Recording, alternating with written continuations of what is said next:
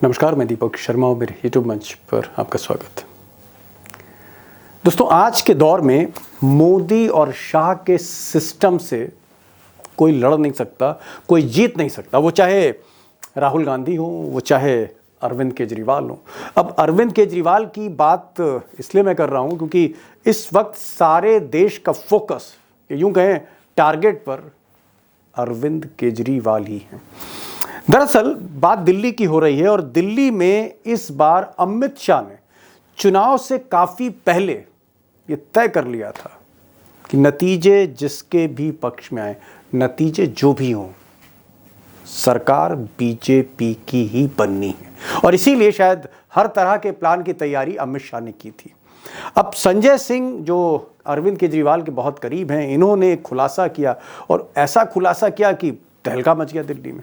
संजय सिंह ने कहा कि भाई अमित शाह प्लान बी पर काम कर रहे हैं। अमित शाह की टीम प्लान बी पर काम कर रही है। और प्लान बी से संजय सिंह का मतलब था कि आम आदमी पार्टी के कई विधायक, उसमें से कुछ मंत्री भी हैं, उनकी तोड़फोड़ हो रही है।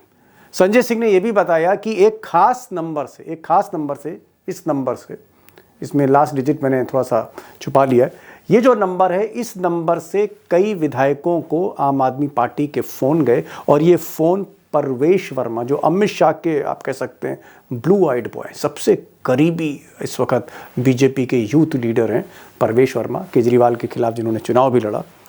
परवेश वर्मा दरअसल इस फ़ोन नंबर के ज़रिए से कई लोगों को संपर्क कर रहे थे या करवा रहे थे। और इसका खुलासा किया इन साहब ने, मुकेश अहलावत, ये भी अरविंद केजरीवाल की पार्टी के। इन्होंने तो साफ साफ कलई खोल दी।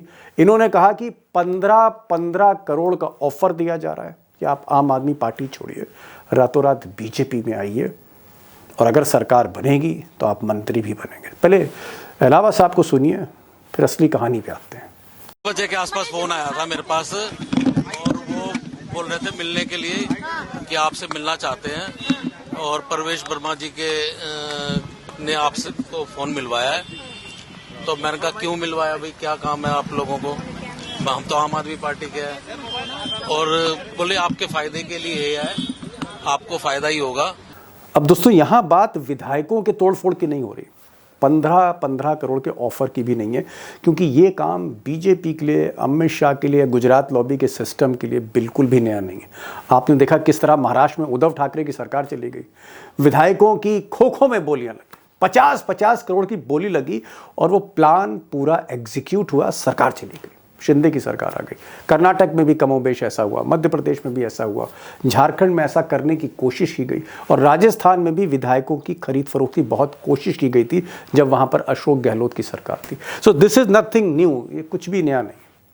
सवाल जो सबसे बड़ा है वो ये है कि अमित शाह का सिस्टम रातों रात कैसे काम करता है और जो शिकायत करता है उसी के हाथ में हथकड़ियां कैसे डालती जाती हैं। अब दोस्तों, ताज़ा मामला ही देखिए। ताज़ा मामला जो है वो इस नंबर का है। इसी फ़ोन नंबर से आम आदमी पार्टी के नेता विधायकों को फ़ोन कॉल गया, ऐसा आरोप है। और इस नंबर को आइडेंटिफाई किया कि इस नंबर से कॉल आ रही थी और ऑफ़र दिया जा रहा था। अब इस नंबर का मालिक कौन है, ये नंबर का ओनर कौन है, उसको आइडेंटिफाई करना चाहिए था और उससे पूछना चाहिए था कि क्या आपके परवेश वर्मा से संबंध है, क्या परवेश वर्मा ने आपसे कहा था कि आप फ़ोन करिए। और तहकीकात यहीं से शुरू होनी चाहिए थी। लेकिन हुआ क्या, तहकीकात की शुरुआत अरविंद केजरीवाल और संजय सिंह के यहाँ एंटी करप्शन ब्रांच के छापों से शुरू हुई।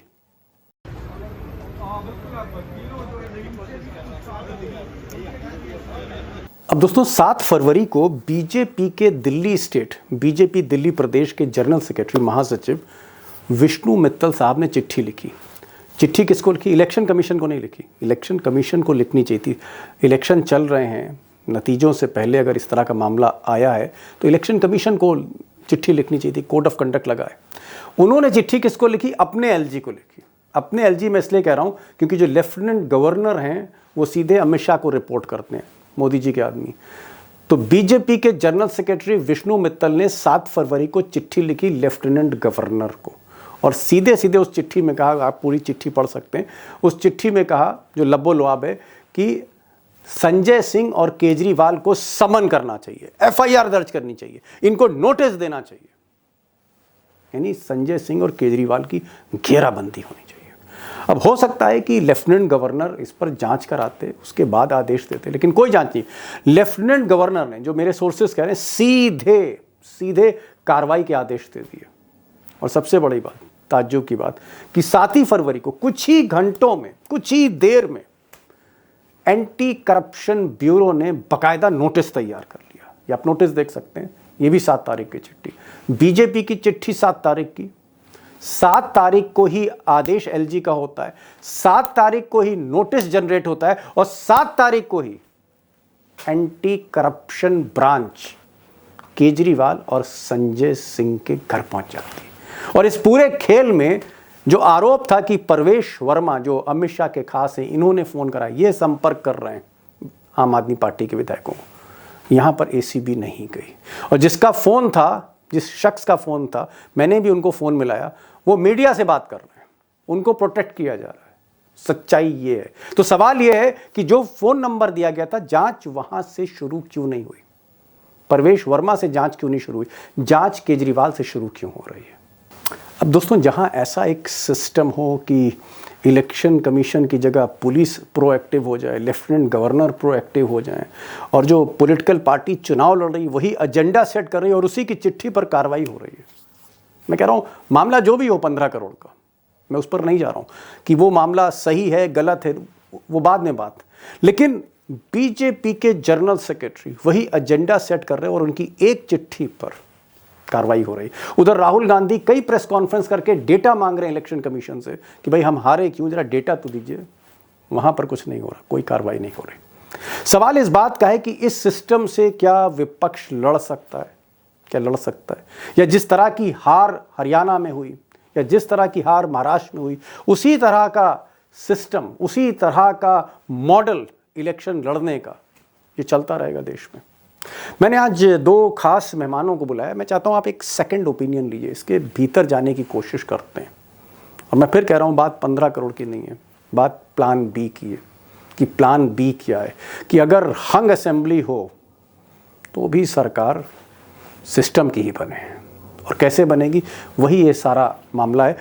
2 खास मेहमान में रविंदर श्योरान हैं। रविंदर श्योरान को ज़रूर सुनिएगा, क्योंकि आम आदमी पार्टी और दिल्ली की जो सियासत है उसमें गहरी पैठ रखते हैं, उसी को कवर करते हैं, फोकस है उनका। हेमंत अत्री साहब होंगे, और वो हेमंत अत्री साहब election commission, police, bureaucracy, political parties, इस सिस्टम में उनका काफ़ी आप कह सकते हैं तजुर्बा है, और बरसों बरस रिपोर्टिंग की है। दैनिक भास्कर के भी पॉलिटिकल एडिटर रहे थे। तो हेमंत अत्री साहब को भी सुनिए, इन दोनों को सुनिए,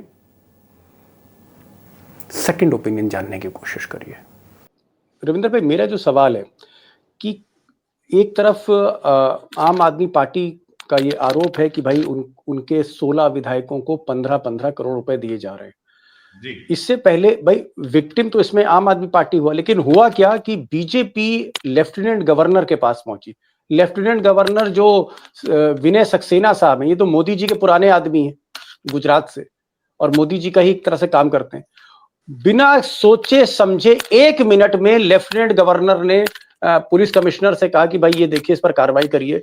पुलिस कमिश्नर ने सीधे एंटी करप्शन ब्यूरो को कह दिया, और एंटी करप्शन ब्यूरो जो है बिना नोटिस लिए सीधे केजरीवाल के घर पहुंच गई। आपको क्या इसमें कोई ट्रेल लगती है, मिली भगत है? वो चाहे बीजेपी हो, एलजी हो, पुलिस हो, ये सब एक ही जो है हिस्से के पहलू है सब। दीपक जी, ये तो क्लियर है। ये तो आपने जो कनेक्शन बताया है, ये तो बिल्कुल साफ दिख रहा है कि भाई एक जो अभी तक तो ऑफिशियली तो कोई कंप्लेंट रजिस्टर ही नहीं हुई है ना सर, उसके ना तो केजरीवाल का किसी विधायक ने रजिस्टर किया है, ना केजरीवाल ने जाके बोला है। एक मीडिया में स्टेटमेंट दिया है, मीडिया में दी गई स्टेटमेंट के आधार पर अगर दिल्ली पुलिस इतनी तेजी से काम करती है तो ये तो वाकई हम लोगों को लगता है कि हम तो स्कॉटलैंड यार्ड में बैठे हैं। इस तरह का तो हमने कभी देखा नहीं। और ये पूरा नेक्सस है किस तरीके से अमित शाह की तरफ से फोन गया होगा और उसके बाद एलजी ने काम किया है और उसके बाद वहां पर पहुंच गई है, वहां पर पुलिस पहुंच गई। एसीबी। जहां तक आम आदमी पार्टी का बात है, मैं लास्ट लाइन बोल दूं, आम आदमी पार्टी का जो इंटरनल सर्वे है दीपक जी, वो लोग आज भी बड़े कॉन्फिडेंट हैं कि उनको 50 सीटें कम से कम मिल रही हैं। अत्री साहब, आपको क्या इसमें कोई डिजाइन लगता है?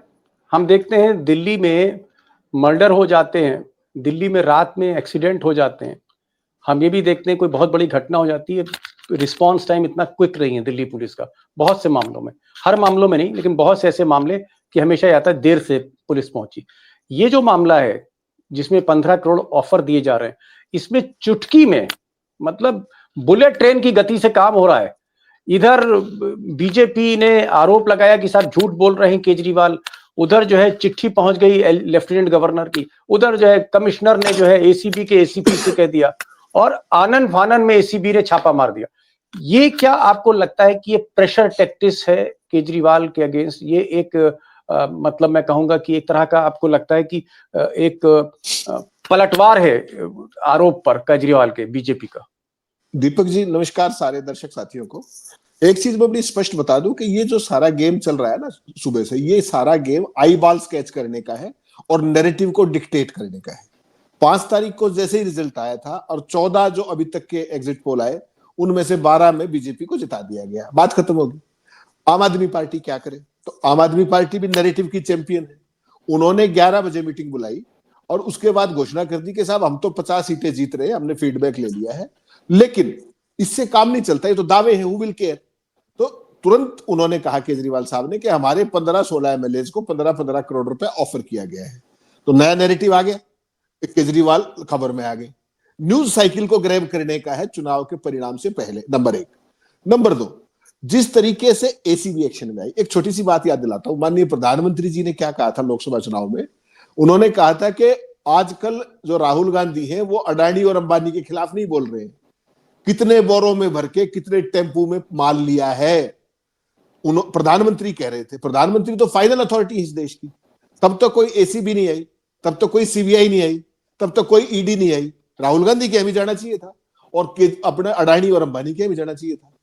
आज सबको पता था कि केजरीवाल पॉलिटिक्स कर रहे हैं। उस पॉलिटिक्स को न्यूट्रलाइज करने के लिए और अपना हाथ ऊपर करने के लिए इंस्टेंटली बीजेपी डैमेज कंट्रोल में आई। उन्होंने वीके सक्सेना को चिट्ठी लिखी पहले, और वीके सक्सेना ने at the drop of the hat ACB को भेज दिया। एसीबी के पास जब तक एफआईआर नहीं है, वो क्या करने गई थी? Number 1। Number 2, that is not a preemptive agency नहीं है वो। जब आप एफआईआर लॉन्च कर देंगे उसके बाद आप मुझे शामिल तफ्तीश करेंगे, मेरे को नोटिस देंगे और तब सारी बात होगी। तो इंस्टेड ऑफ लुकिंग इनटू, उन्होंने क्या किया कि सीधा केजरीवाल के घर, संजय सिंह के घर और जिसने ट्वीट किया उस मंत्री के घर, तीनों घर पहुंच गई। अब केजरीवाल उनके भी बहुत बड़े वाले गुरु हैं, उसी यूनिवर्सिटी के वाइस चांसलर है जिसमें आरएसएस और ये सारे हैं। वहां पर संजय सिंह ने क्या किया वो और भी इंटरेस्टिंग हुआ। संजय सिंह को जैसे ही पता लगा कि एसीबी आ रही है, वो वकीलों की पूरी फौज लेके और केजरीवाल के घर पहुंच गए और वहां पे फिर ऑप्टिक्स क्रिएट होगी। हालत ये हुई कि जो एसीबी के अफसर थे उनको पहले संजय सिंह का बयान नोट करना पड़ा वकीलों के प्रेजेंस में, वकीलों की प्रेजेंस में करना पड़ा, और फिर उसके बाद केजरीवाल का, गहलोत का जो इन्होंने वो ट्वीट किया था। तो एक पूरी की पूरी ऑप्टिक्स हो गई और एक स्क्रिप्ट बन गई। बेसिकली गेम क्या है कि केजरीवाल साहब को जब ये आए रिजल्ट, क्या नाम है, एग्जिट पोल, उस पूरी जो फिलॉसफी बनी थी, जो उससे एक टेम्परामेंट बना था, जो एक नैरेटिव बना था कि बीजेपी तो आ गई, वो उसको न्यूट्रलाइज कर रहे थे in its own unique way. BJP को क्योंकि खेल करना है, चौहान साहब कह रहे थे, बहुत इंटरेस्टिंग बात है वो, जो गोल्ड स्टैंडर्ड चुनाव राजीव कुमार जी कराते हैं, दिल्ली के चुनाव में अब तक वोटिंग परसेंटेज बताई है, नंबर ऑफ वोट्स पोल्ड नहीं बताए हैं। नंबर ऑफ वोट पोल्स के बिना आप कैसे परसेंटेज निकालते हो? मुझे वो फार्मूला तो बता दे राजीव कुमार। अगर मेरे 42% नंबर है तो 100 में से 42 है ना भाई। अभी तक दिल्ली के चुनाव में, दिल्ली में तो कहीं बाहर से नहीं आना, दिल्ली कोई आदिवासी इलाका नहीं, रिमोट इलाका नहीं, परसों रात को नहीं आ पाए थे तो कल सुबह तक आ जाते। अभी तक फिगर्स क्यों नहीं आए? ये है वो डेटा मैनिपुलेशन की पृष्ठभूमि के साथ गेम को आगे बढ़ाने का। और जब काउंटिंग शुरू होगी तब तक भी अगर आपको ये नहीं पता कि वोट पोल्ड कितने हुए हैं, तो फिर तो आप जो चाहे दिखा दीजिएगा ना बाद में, हु केयर्स। बहुत सारी स्टेट्स में, देश के अंदर लोकसभा चुनाव में आपने देखा पोलिंग हुई, 14 दिन 15 दिन तक फाइनल फिगर नहीं आए, और दिल्ली के अंदर अब तक फिगर ना आना, तो आप काउंटिंग किस चीज की करोगे भाई, जरा मुझे ये तो समझा दो। तो ये सारे का सारा एक बहुत गेम चल रहा है, और उस सारे का इंटीग्रल पार्ट एलजी है, उस सारे का integral part Bharatiya Janata Party obviously है, they are a party to it. और सारे खेल में वन अपमैनशिप की लड़ाई है कि कौन आगे। और जो केजरीवाल को, एक बात का मैं आपको बड़ा स्पष्ट कह दूं आज, दो टूक, क्योंकि काउंटिंग है तो उसमें कोई अब कहने में वो नहीं है। केजरीवाल को ये पता है कि अगर 45 से नीचे सीट आई तो सरकार फिर बनेगी बीजेपी की, उनको पता है इस बात का। अच्छा, मतलब केजरीवाल अगर बहुमत भी ले आए, 45 सीट से नीचे आ गई तो सरकार बीजेपी की बनेगी, सीधा उनको पता है इस बात का। और इसीलिए वो उस सारे एक्शन को प्रीएम्प्ट करने की कोशिश कर रहे हैं इन हिज ओन यूनिक वे, और वो बीजेपी का स्टाइल है कि प्रीएम्प्टिव स्ट्राइक कर दो। ये शिवराम साहब ये कह रहे हैं कि अत्री साहब बता रहे हैं कि केजरीवाल को ऐसा लगता है कि अगर उनकी 45 सीटें आई या बहुमत पा लें, लेकिन एक बहुत जबरदस्त मैंडेट उनका नहीं आए, तो भी बीजेपी सरकार अपनी बनाएगी, केजरीवाल के विधायक तोड़ लेगी, चाहे 15 करोड़ हो चाहे 150 करोड़ हो। मेरे पास तो इस तरह की जानकारियां, मैं किसी से सुन रहा था कि 50-50, 100-100 करोड़ ऑफर किया था महाराष्ट्र में बीजेपी ने। तो पैसा जो है वो कोई इशू नहीं है, इशू है विधायकों को खरीदना। क्या आपको लगता है कि बीजेपी के टच में कुछ विधायक हो सकते हैं आम आदमी पार्टी के? नंबर एक। और नंबर दो, कि क्या हंग असेंबली की स्थिति में, जो भी स्थिति है, क्या विधायकों को तोड़ा जा सकता है? जो हमने कर्नाटक, महाराष्ट्र में देखा, क्या आपको लगता है दिल्ली में भी ऐसा हो सकता है? बिल्कुल, बड़ी बहुत महत्वपूर्ण बात आपने कही है दीपक जी, बड़ा इंपॉर्टेंट क्वेश्चन है। एक तो देखिए, आम आदमी पार्टी का हम लोगों को पिछले 13 साल का अगर ट्रैक रिकॉर्ड देखें, जब से आम आदमी पार्टी बनी है, तब से आम आदमी पार्टी के मुझे लगता है बहुत गिने चुने लोग हैं जो टूटे हुए, बहुत गिने चुने। अभी अगर 7-8 जो विधायक टूट के गए हैं, ये वो लोग हैं जिनको टिकट नहीं दी गई थी। उसके अलावा अगर आप पूरे पुराना देखेंगे तो हर विधानसभा में 1 या 2 के अलावा हम लोगों को मिलते नहीं है जो लोग छोड़ के जी। एक भवाना के एमएलए थे, एक वो विनोद कुमार बिनी थे, ऐसे गिना गुनों के भी मुझे लगता है 10 लोग भी नहीं होंगे जो चले गए होंगे। केवल ये 7-8 लोग एक बल्क में गए हैं, इसके अलावा ऐसे बहुत कम लोग हैं। तो ये तो बात सही है कि कहीं ना कहीं तो वो कमिटेड हैं।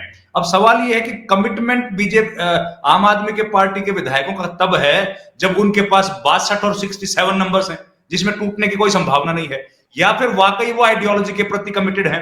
ये टेस्ट जो है, मुझे लगता है ये केजरीवाल ने हमसे पहले कर लिया, और केजरीवाल इस नतीजे पर पहुंच गए हैं कि ये जो 45, जैसे सीए का जो एग्जाम होता है ना, उसमें पासिंग परसेंटेज जो है वो बहुत ज्यादा बढ़ जाती है, और जो सामान्य एग्जाम होता है उसमें 33% पास होता है। तो दिल्ली का जो एग्जाम है ना वो वही है, इसमें 60% नंबर चाहिए आपको पास होने के लिए, और मेरिट वेरिट तो 80-90 पे चली जाएगी।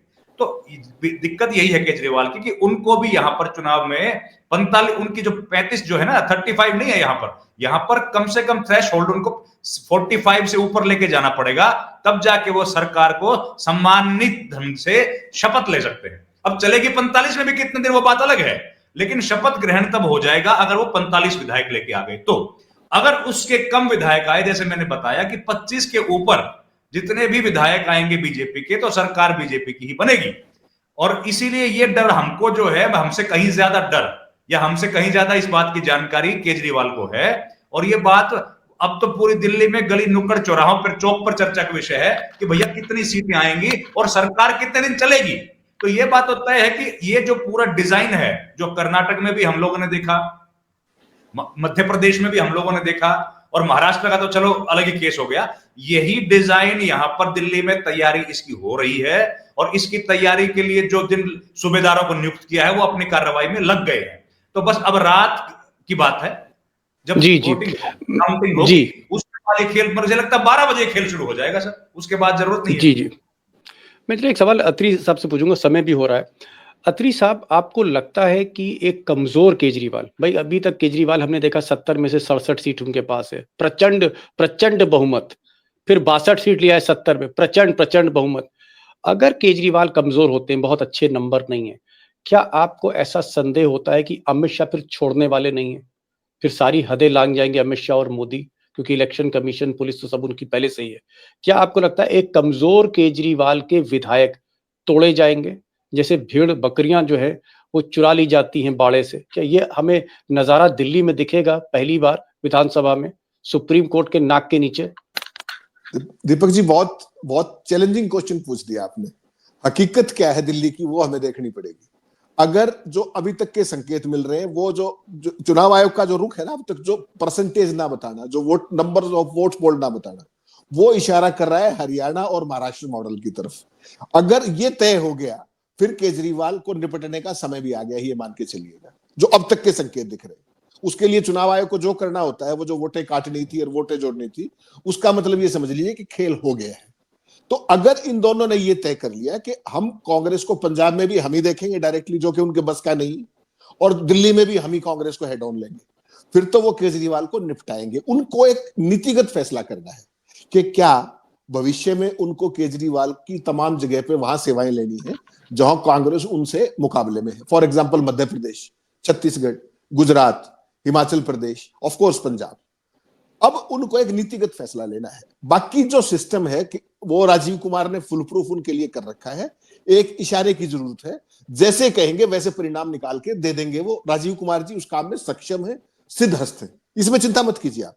और केजरीवाल के क्या विधायक, जितनी भी गिनती है, मैं उस पर नहीं जा रहा हूँ, गिनती पे नहीं जा रहा हूँ, क्या केजरीवाल के विधायक बहुत लंबे समय तक इंटैक्ट नहीं रहेंगे अगर फ्रेजाइल उनके पास बहुमत है? अगर ये बेहद इसका साधारण बेहद जवाब है, कुछ चौहान साहब ने बताया।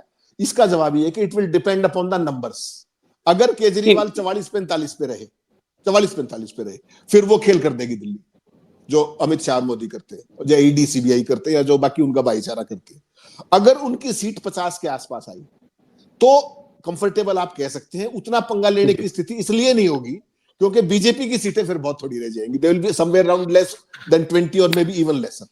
दैट इज 50, लेकिन 50 के नीचे कह रहे हैं केजरीवाल बिल्कुल भी मतलब सेफ नहीं है। लेकिन दीपक भाई, मैं एक बहुत जरूरी चीज आपके दर्शकों के लिए बताना चाहता हूं, और वो ये है, सबसे बड़ा सवाल जो एक मेरे मन में उठ रहा है लगातार, लीगली और टेक्निकली, वो ये है कि क्या मान लीजिए केजरीवाल की सरकार बनती है, फॉर एग्जाम्पल 50 सीट आती है, 45 आती है, क्या एलजी उनको शपथ दिलाएंगे भी या नहीं?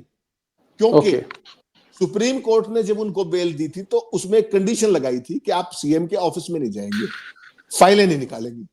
तो वो कंडीशंस तो आज भी लागू है। इस्तीफा तो उन्होंने दे दिया था, नया मैंडेट उन्होंने पॉलिटिकली ले लिया। एक चक्रव्यूह में फंसते हुए केजरीवाल दिख रहे हैं, और जैसे जैसे मैं कहूंगा कि जो कयामत की घड़ी है करीब आ रही, केजरीवाल के लिए वाकई मुसीबतें बढ़ती जा रही। रविंदर भाई, आप केजरीवाल को बहुत करीब से जानते हैं और हर वक्त ट्रैक करते रहते हैं उनको। उनकी बॉडी लैंग्वेज जब से ये एग्जिट पोल आए हैं, जब से दिल्ली में पोलिंग हुई है, उनकी जो बॉडी लैंग्वेज आपको क्या बता रही है केजरीवाल की? क्या लग रहा है आपको उनको बॉडी लैंग्वेज देख के कि वो केजरीवाल नहीं जो 2020 में हुआ करता था, जो 15 में हुआ करता था? बॉडी लैंग्वेज क्या कह रही है, क्या कम्युनिकेट कर रही है आपको? दीपक जी, बॉडी लैंग्वेज से केजरीवाल बैकफुट पर दिख रहे हैं इस बार। जो बॉडी लैंग्वेज है, हाँ बिल्कुल, इस तरह के केजरीवाल को हमने कभी नहीं देखा। इसके पहले जब केजरीवाल राजनीति में नहीं आए थे, उसके बाद राजनीति में आए, लेकिन अब की जो स्थिति है वैसा केजरीवाल कभी हम लोगों को देखने को नहीं मिले। और अब जो बॉडी लैंग्वेज है वो एक वीक फिबल्ड पॉलिटिशियन की तरह वो बिहेव कर रहे हैं, और लोगों से दूरी बना रहे हैं, कम लोगों से मिल रहे हैं, अपनी जो कोटरी है उन्हीं से मुलाकात कर रहे हैं। नहीं तो केजरीवाल जिस तरह के नेता पहले थे, वो मीडिया के साथ और सब लोगों के साथ जिस तरीके से मिलते थे, इस बार वो मेल मुलाकात नहीं हो रही है, और वो कहीं ना कहीं बैकफुट पर साफ दिखाई दे रहे हैं। और मुझे लगता है ये जो एग्जिट पोल्स हैं, शायद उसका भी कहीं ना कहीं रिजल्ट, उसका भी असर उनके बॉडी पर है या उनके मन पर है। और लेकिन उसके बावजूद भी देखिए, फाइटर तो है, वो फाइट तो कर रहे हैं। अब वो कितना फाइट कर पाते हैं ये इंपॉर्टेंट है, क्योंकि लेकिन चाहे देखिए नतीजे कुछ भी हो दीपक जी, लेकिन केजरीवाल ने गजब का चुनाव लड़ा है और हेड ऑन लिया है। अगर इतनी हिम्मत, इतनी ताकत देश की दूसरी विपक्षी दल भी दिखाएं, तो मुझे लगता है कि हिंदुस्तान के डेमोक्रेसी जो है ना, वो और ज्यादा वाइब्रेंट होगी, और लोगों को वक्त यार मिल पाएंगे जिनके लिए सब पॉलिटिकल पार्टीज लड़ती हैं। जी, लास्ट रिएक्शन चाह रहा हूं मैं अत्री साहब से। अत्री साहब, आपको क्या लगता है, इतने एग्जिट पोल आपने देख लिए, दिल्ली को समझ लिया, दिल्ली को परख लिया, और आप चीजें सेंस कर लेते हैं, मैं तो कहूंगा सिक्स सेंस है आपके अंदर। ये बताइए, आपका सिक्स सेंस क्या कह रहा है, गट फीलिंग क्या है? क्या कोई गुंजाइश, रत्ती भर गुंजाइश आपको दिखती है कि चमत्कार हो जाएगा और केजरीवाल 50 सीट ले जाएंगे? क्या आपको गुंजाइश दिखती है, या आपको लगता है नहीं, खेल तो हो गया?